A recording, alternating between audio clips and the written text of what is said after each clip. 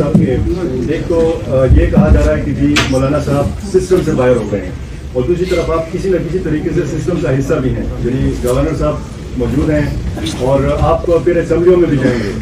جب آپ اسمبلی میں جائیں گے تو پھر آپ کا وہ جو باہر ایک احتجاج ہے اس کی پھر کیا وقت رہ جائے گی؟ 2018 میں بھی ایسا ہی تھا جی، ہم اسمبلی میں بھی تھے اور ہم نے کہا کہ غلط ہے. مسلم لیگ بھی اسمبلی میں تھی اور کہتی تھی کہ غلط ہے. پیپلز پارٹی بھی اسمبلی میں تھی اور کہتی تھی کہ دھاندلی ہوئی ہے. شرپا خان بھی اسمبلی میں تھے کوئی یہاں صوبائی میں، لیکن انہوں نے کہا کہ غلط ہوا ہے. تو تمام پارٹیوں کا ایک ہی موقف تھا. آج کیوں موقف تبدیل ہو گیا ہے، یہی تو ہمارا سوال ہے.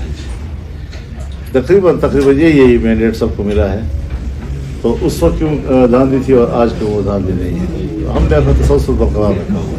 مولانا صاحب یہ کہا جا رہا ہے کہ جو سیاستدان ہے اس پر تنقید آج کل زیادہ ہو رہی ہے، تو وہ اسٹیبلشمنٹ کی جانب دیکھ کے فیصلے کرتے ہیں، کہ وہ کہتے ہیں کہ بس میں مجھے کچھ دے دے گا. تو کیا آئندہ کے لیے JUI یا دیگر پارٹیاں اس کی طرف نہیں؟ بالکل آپ کی بات صحیح ہے. ملے تو احتجاج کرتے ہیں.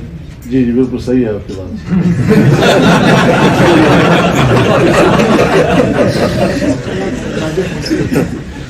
اسی سے ہم نکلنا چاہتے ہیں اور میں سب دوستوں سے یہی کہوں گا کہ یہ جو اتھارٹی کا معاملہ اسٹیبلشمنٹ نے اپنے ہاتھ پہ رکھا ہوا ہے کہ اسمبلیاں میں بھی ان کی مرضی کے مطابق ہوں گی، بندے بھی ان کی مرضی کے مطابق ہوں گے. یہاں تک کہ سیاسی پارٹیوں کو کہا جاتا ہے کہ اب یہ امیدوار نہیں دوسرا امیدوار کھڑا کرو، اس کی جگہ فلانا کھڑا کرو.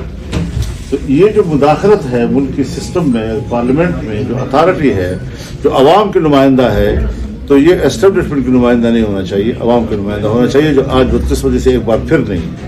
اس قسم کا تجربہ آپ کے جماعت کے ساتھ ہوا ہے کہ آپ کو کہا گیا ہے کہ اس امیدوار کو کھڑا کر دے اور اس کو نہ کرے؟ یہ نہ پوچھو، کام خراب ہے بہت زیادہ. مولانا صاحب تھوڑا نہیں ہے، بہت زیادہ ہے. مولانا صاحب بائیں بازو کی طرف بھی دیکھیں، آپ کا سارا رخ دائیں بازو کی طرف ہے. میں ویسے بھی تھوڑا سا بائیں موضوع والا ہوں. مولانا صاحب اس میں دو قسم کی رائے ہے. ایک رائے تو یہ ہے کہ شاید آپ اس مرتبہ، حالانکہ آپ ایک بڑے سلجھے ہوئے منجھے ہوئے سیاستدان کے طور پر آپ کی، میں بھی سمجھا ہوا من جاؤں گا. نہیں، میں یہ عرض کر رہا ہوں کہ اس دفعہ یہ ایک تاثر ہے کہ شاید آپ اپنے کارڈ جو ہیں وہ اچھے طریقے سے نہیں کھیل سکے.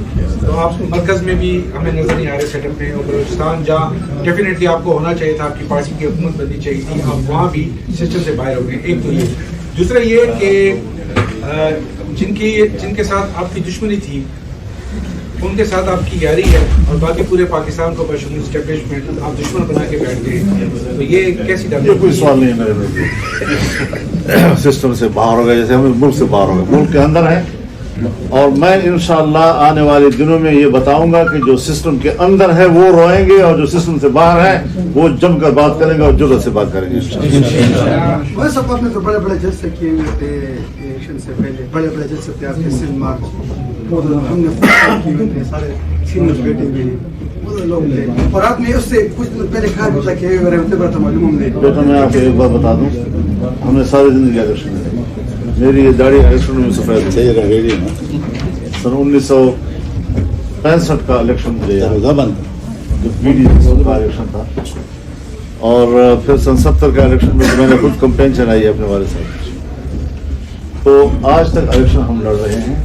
الیکشن کمپین میں ہی پبلک کو پتہ چل جاتا ہے کہ اس حلقے میں کن کن کا آپس میں مقابلہ ہے، کون جیت رہا ہے کون ہار رہا ہے. اس میں فوراً لوگوں کو پتہ چل جاتا ہے، اور یہاں پر نتائج جو ہے ایسے لوگوں کے حق میں آئے ہیں جو الیکشن میں نظر ہی نہیں آ رہے تھے، گھروں میں سوئے ہوئے. الیکشن سے دستبردار شدہ لوگ وہ کامیاب ہو گئے. آپ خود ذرا اندازہ لگائیں یہ کیا الیکشن تھے جی. تو اس طریقے سے نہیں ہوگا انشاءاللہ. یہ جو آپ سمجھتے ہیں کہ یہ تو ان ہو گئے اور ہم باہر رہ گئے ہیں، یہ ان ہو کر بھی روئیں گے. ملک نہیں چلے گا ان سے، یہ سسٹم چلنے والا نہیں ہے، یہ کولیپس کر جائے گا. اب یہ جو نظام ہے ملک کے اندر کا یہ تو تمام ہو جائے، لیکن مجھے خطرہ ہے کہ ملک کولیپس نہ کر جائے. ہم نے تو ہمیشہ اس ملک کی بقا و سلامتی اور اس کے استحکام کی جنگ لڑی ہے، اور اس کا سرا جس طرح پھر اسٹیبلشمنٹ نے ہمیں دیا ہے، اس تمام تر دھاندلی کی ذمہ دار وہی حکومت ہے. اگر PTI جیتی ہے تو حکومت دے ان کو نا، اور اگر واقعی وہ سمجھتے کہ ہمیں دھاندلی نہیں کی तो फिर 9 मई का जो बयानिया है वो तो दफन हो गया ना।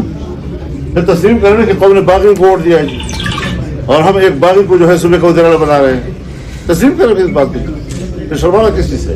मौलाना साहब, इंतखाबात 2024 के दोबारा देख रहे हैं आप, 5 साल बाद ही होंगे। अगर तो इनकी मुदाखलत है और इनके बगैर नहीं है तो फिर तो कोई फायदा नहीं उसका इलेक्शन का, हो भी तो कोई फायदा नहीं, न हो तो भी कोई फायदा नहीं।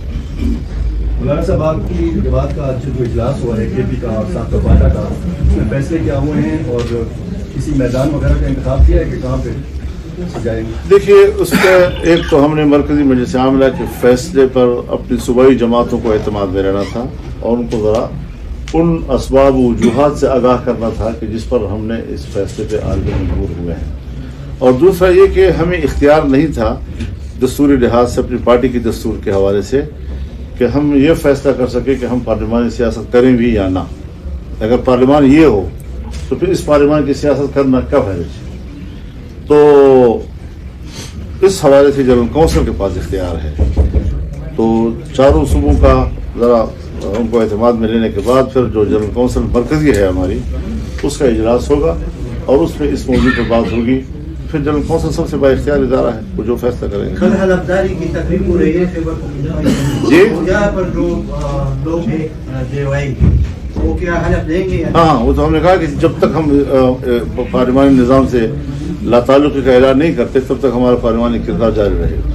मौलाना साहब, अभी सदारती इलेक्शन भी आ रहे हैं जिसमें आसिफ अली जरदारी भी उम्मीदवार है, तो क्या उनकी हिमायत हो सकती है या दूसरी पार्टी के उम्मीदवार की हिमायत? उसूली फैसला हमारा यही है कि हम इसमें किसी किस्म के वोट में हिस्सा न होना। मौलाना साहब, ये बताइए कि आप कहते हैं कि सिस्टम चलने वाला नहीं है, ये लोग नहीं चला सकते, तो फिर हल क्या है आपके?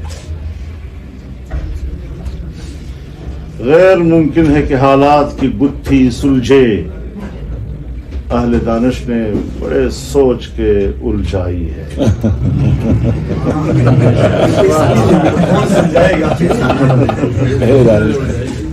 मौलाना साहब, एक खत लिखा गया है IMF को पीटीआई की जानिब से, उस पर तनकीद की जा रही है, आप उसको किस नजर से देखते हैं?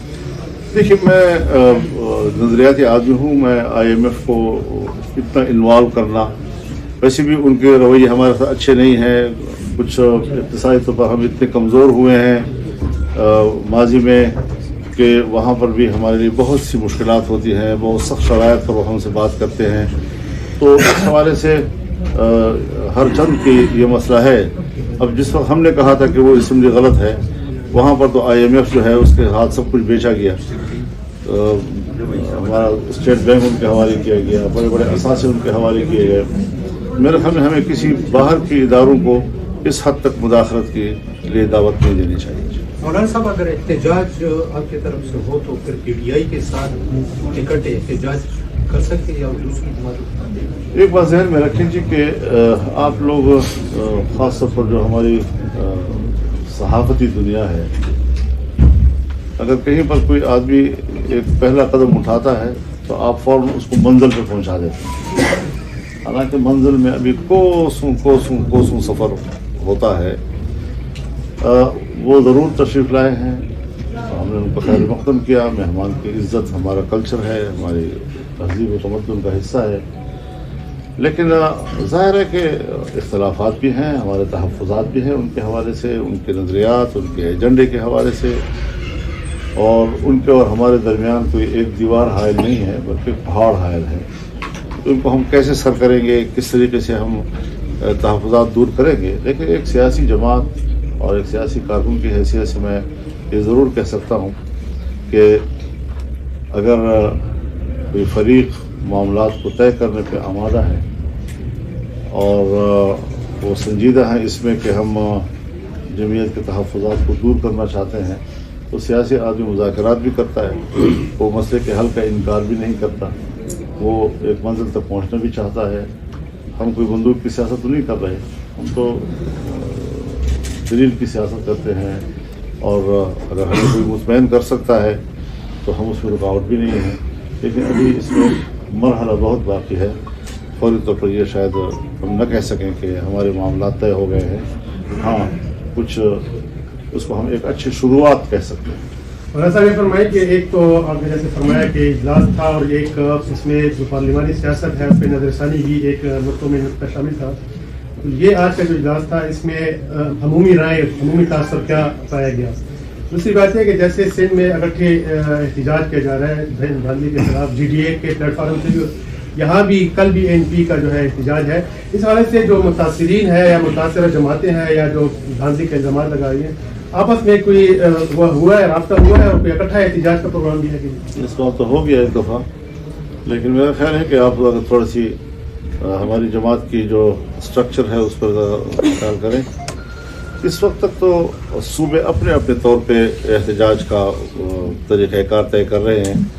تو سندھ میں ایک انداز سے ہوگا، بلوچستان میں اور انداز سے. یہاں مرکز کا اجلاس جب ہوگا اور اس میں جو طے ہوگا اس کے مطابق پورے ملک میں یکساں ہمارا ایکشن ہوگا اور اس حوالے سے ہمارے اقدامات ہوں گے. مولانا صاحب یہ مرکز میں حکومت سازی کے حوالے سے یا بلوچستان میں حکومت میں شمولیت جلوائی کے حوالے سے کچھ رابطے ہوئے آپ کے جماعت کے ساتھ؟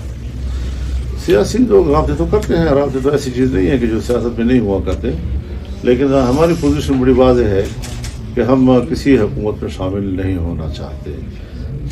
ہمیں سسٹم سے باہر نہیں کیا گیا ہے، بلکہ ہم نے سسٹم سے باہر رہنے کا فیصلہ کیا ہے. مولانا صاحب اسیسمنٹ تو کیا ہوگا خیبر پختونخوا اسمبلی میں اور قومی اسمبلی میں کتنے ممبران ہیں جو آپ کے بنتے ہیں فارم 45 کے مطابق؟ یعنی آپ جیت چکے ہیں، آپ سے لیے گئے ہیں، آپ نے اپنے اسیسمنٹ کے مطابق کتنے ہوں گے؟ میں نے تو ابھی اس سوال کا جواب نہیں سوچا، ورنہ میں ابھی حساب کتاب کروں گا ابھی کہنے کے مولانا صاحب دھاندلی کا طریقہ کار کیا تھا؟ اور دوسرا ہے کہ 8 فروری کے نتائج کے بعد آپ نہیں سمجھتے کہ سائفر اور 9 مئی کا جو بیانیہ تھا وہ ختم ہو چکا ہے، تو عمران خان کو بھی اب رہا ہونا چاہیے؟ میں نے تو گرفتاری کے وقت ہی کہہ دیا تھا، آج تو میں نہیں کہہ رہا، گرفتاری کے وقت بھی کہا تھا کہ سیاست کا مزہ نہیں آ رہا، کہ میرا مخالف جو ہے وہ بندھا ہوا ہے اور میں آزاد پھر رہا ہوں، تو مقابلے کا مزہ نہیں آ رہا. تو میں تو کسی سیاستدان کی جیل میں، لیکن اب آگے قانون کا معاملہ ہے، عدالتوں کا مسئلہ ہے، تو وہ معاملات ظاہر ہے کہ انہوں نے خود اپنے طور پر کرنے ہوتے ہیں. جہاں میرے سیاسی سوچ کے حوالے سے بات ہے، قطع نظر اس کے کیسز کی نوعیت کیا ہے، میں کسی سیاستدان کی قید میں رہنے کا، ہم خود قید گزار چکے ہیں، کئی سال تک ہم جیلوں میں رہے ہیں، جیل میں آتے جاتے رہے ہیں. تو یہ سیاسی لوگ جیل میں جاتے ہیں، کوئی ایسا مسئلہ نہیں ہے، لیکن یہ نوعیت کیا ہے کیسز کی، کیوں جیل میں ہے، یہ اپنی جگہ پر ہے.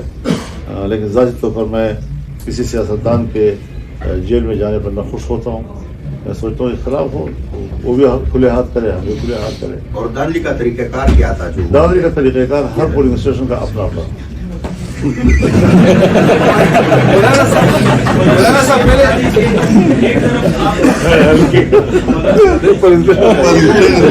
مولانا صاحب پہلے آپ جیل سے میں ایک بات کیا کرتے تھے کہ کچھ لوگ آپ کے پاس بیگ لے کے آئے، لیکن آپ نے ان کی بات نہیں مانی، پھر آپ کو تنہا کر دیا 18 کے انتخابات میں. اب 24 میں آپ کو پھر سے تنہا کر دیا، بعد میں کانفرنس جماعت میں سائڈ پہ کر دی گئی. پلین وہی والا ابھی بھی چل رہا ہے کہ نہیں؟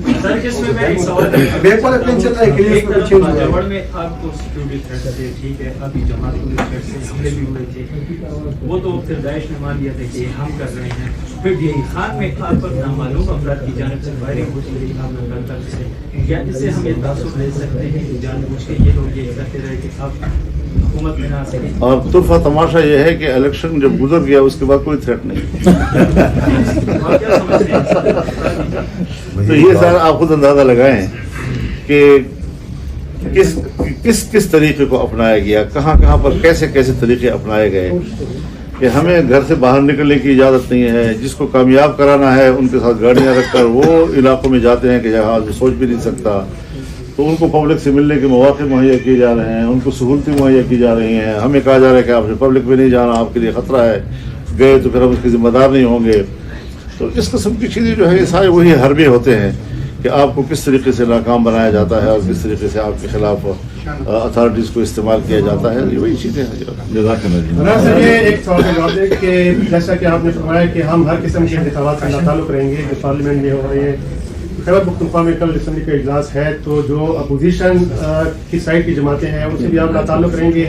اپوزیشن لیڈر کے الیکشن میں بھی حصہ نہیں لیں گے، وہ وزارت اعلیٰ کے اس میں بھی نہیں رہیں گے. اس قسم سے جی ایسے ہی.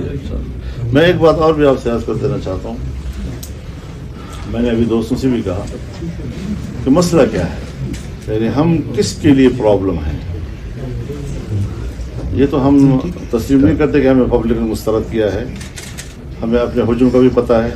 میں کوئی یہ نہیں کہتا کہ میں 100-200 سیٹیں جیتنے کی پوزیشن میں ہوں, لیکن اپنی جو حق ہے میرا, اس کا اندازہ مجھے ہے کہ کس حد تک ہمیں کامیابی حاصل ہونی چاہیے. لیکن تکلیف کس کو ہے؟ اگر ہم اسلام کی بات کرتے ہیں, اسلامائزیشن کی بات کرتے ہیں, اسلامی قانون سازی کی بات کرتے ہیں, تو یہ کس کے لیے پرابلم ہے؟ اگر ہماری بڑی طاقت اس ملے میں جاتی ہے تو پھر ہماری یہ نظریہ کس کے لیے مشکل پیدا کر رہا ہے؟ میرے خیال میں اس مسئلے کو ہمیں جانچنے کے لیے پاکستان کی تاریخ کو بھی سامنے رکھنا ہوگا کہ ہمارے اسٹیبلشمنٹ, ہمارے حکمران اول سے لے کر آخر تک اس ملک میں کسی طرح کی اسلامی قانون سازی کے حوالے سے تیار نہیں ہوئے, اور آج بھی ان کو یہی خطرہ ہے کہ یہ آواز جو ہے یہاں دبا دی جائے کسی طریقے سے, تاکہ یہ روز روز اسمبلیوں کے اندر جو ہے اپنی عددی قوت کی بنیاد پر اپنے نظریے کی بات نہ کر سکے. دوسری بات یہ ہے کہ آپ بھی یہ جانتے ہیں کہ 9/11 کے بعد پاکستان میں جو تحریک ہم نے چلائی, اس نے صرف پاکستان میں نہیں بلکہ برصغیر اور جنوبی ایشیا میں اینٹی امریکنزم پیدا کیا, اور اس کو اعتراف کیا. آپ کے صحافی نے اعتراف کیا اس کے لیے, میڈیا نے اعتراف کیا اس کے لیے. تو اس حوالے سے بھی اگر عالمی قوتوں کے مقابلے میں ہم کوئی آواز بلند کرتے ہیں تو ان کی بھی ہدایات یہ ہوتی ہے کہ ان کے ہجوم کو کم کیا جائے. اور پھر ایسے وقت میں جب کہ امارت اسلامیہ کا استحکام امریکہ اور مغربی دنیا کو قبول نہیں ہے, اور پاکستان افغانستان کو لڑانے کے لیے منصوبہ بندی بھی کی جا رہی ہے, اور اس بیچ میں ہم آتے ہیں اور دونوں ملکوں کے تعلقات کو بہتر بنانے میں کردار ادا کرتے ہیں, تو ظاہر ہے کہ اس کا نتیجہ افغانستان کے استحکام بھی ہوگا, پاکستان کا استحکام بھی ہوگا. یہ بھی ان کی نظر میں کھٹک رہا ہے کہ یہ پارٹی ہے کہ اس کو اتنا بڑا کردار نہ دیا جائے کہ وہ افغانستان کے اندر ہمارے اسلامیہ کے استحکام کا ذریعہ بنے. ایسے موقع پر جب کہ سارے امریکہ اور مغربی دنیا اسرائیل کی پشت پہ کھڑی ہے, اور فلسطین اور اسرائیل کی لڑائی ہوئی, اور ہم کھل کر میدان میں آئے, ہم نے جلسے کیے, پشاور کے بڑے جلسے میں ان کے نمائندے کو بلایا, کوئٹہ میں ہوا, کراچی میں ہوا, پھر ہم قطر گئے, ان کی قیادت سے ملے. تو یہ بھی بین الاقوامی دنیا کو بڑا کھٹکا ہے کہ بھئی ایک قوت ایسی ہے کہ جو کھل کر اسرائیل کی مخالفت میں اور فلسطینیوں کے حق میں سامنے آ رہی ہے اور ہمارے لیے مشکلات پیدا کر سکتی ہے.